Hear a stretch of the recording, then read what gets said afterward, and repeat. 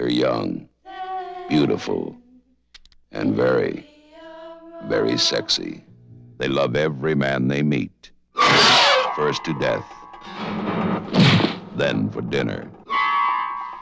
What will you have for dinner, my lovelies? What will you have?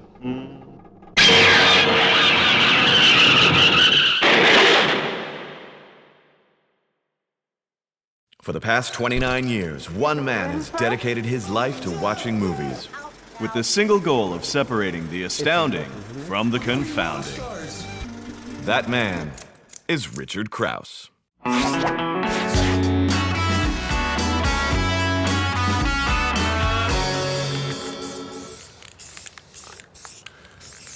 Oh, hey, you're here. Welcome to This Week on Movies. This week we'll have a look at punk rockers, we'll have a look at Hunter S. Thompson and other anti-authoritarians.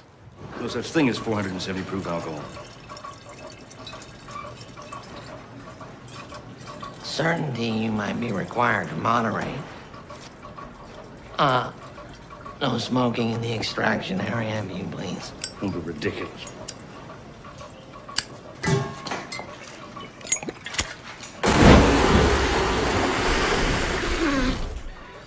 In The Rum Diary, based on a novel by Hunter S. Thompson, Johnny Depp plays Paul Kemp, who is essentially Hunter S. Thompson with a different name.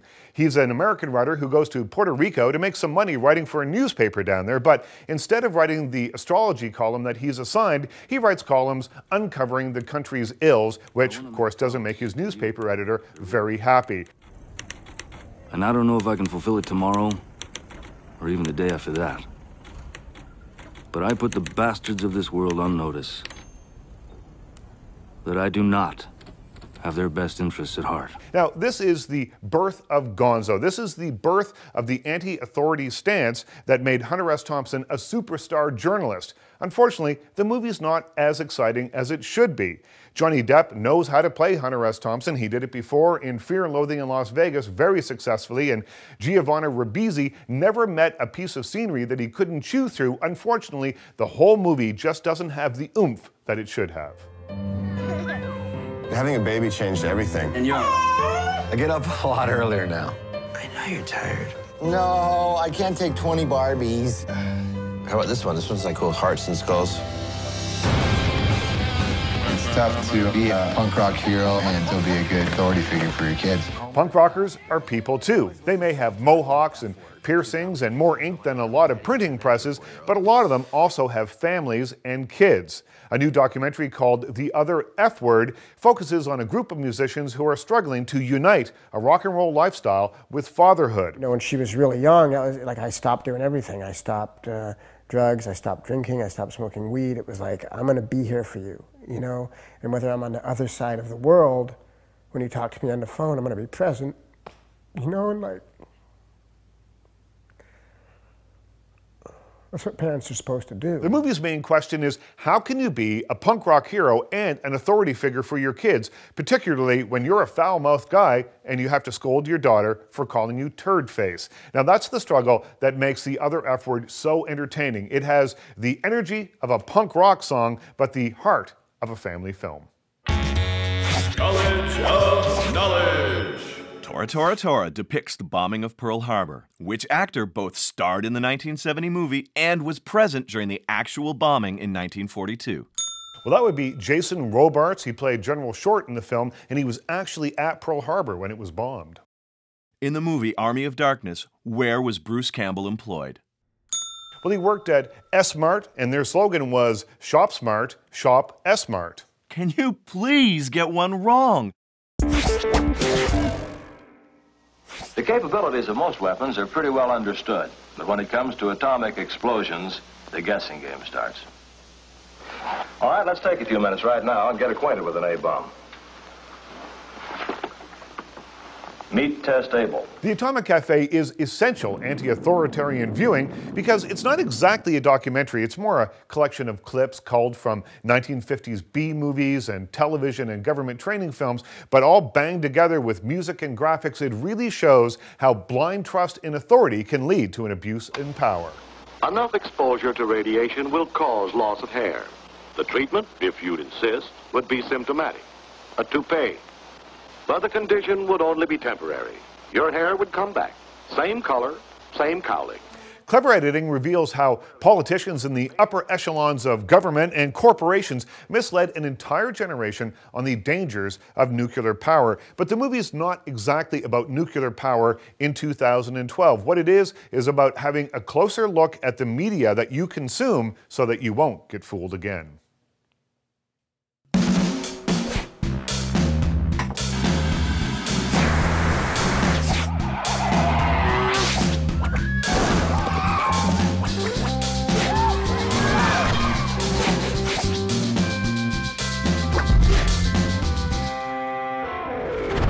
Hi, and welcome to Celebrity Picks. I'm here with Chai, lead singer of Anasazi.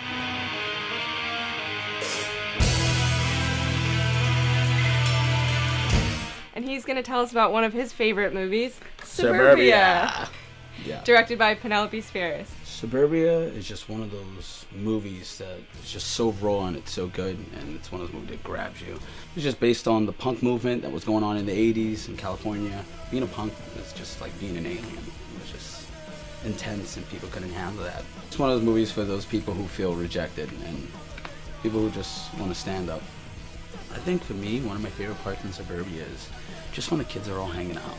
Because that, you know, me growing up and still to this day. Camaraderie. Yeah, that'll never change. Just, you know, the groupness and how everyone's a tribe and a family and runs together.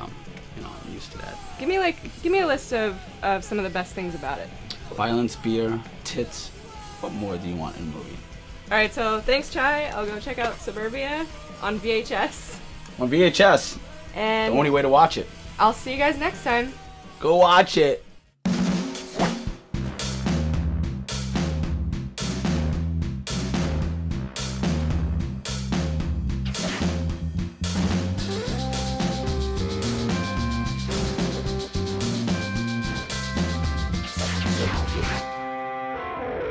Most of my favorite movie characters don't know the meaning of the words going with the flow. I mean, in The Wild One, what would have happened if Marlon Brando's answer to the question, "What are you rebelling against, Johnny?" had been, well, nothing really, instead of, "What do you got?" Well, it wouldn't have made for a very interesting movie. The fact is, rebels who spit in the face of authority make for great dramatic characters. I mean, if everyone in the movies played by the rules, we'd have way more great role models, but far fewer interesting characters.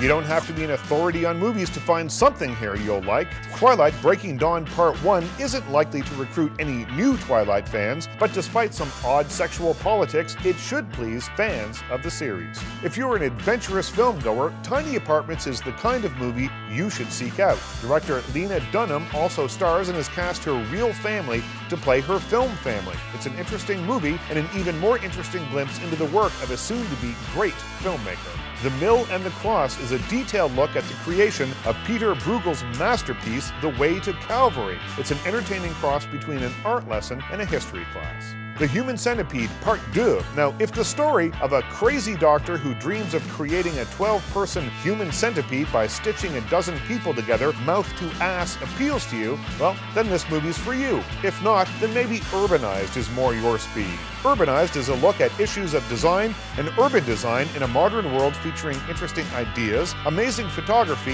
and style to burn. Well, that's it for our look at anti-authoritarians in the movies. Be sure to join us again next time when I'll tell you about everything that's new and cool and available for download right here on iTunes. In the meantime, remember, I watch bad movies so you don't have to.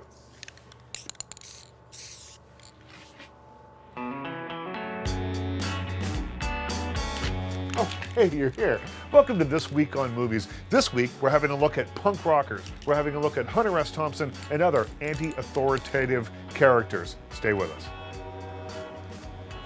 That up. You have just watched This Week on Movies, starring Richard Krause. Guests of This Week on Movies stay at friends' houses because there is no budget to put them up at a hotel.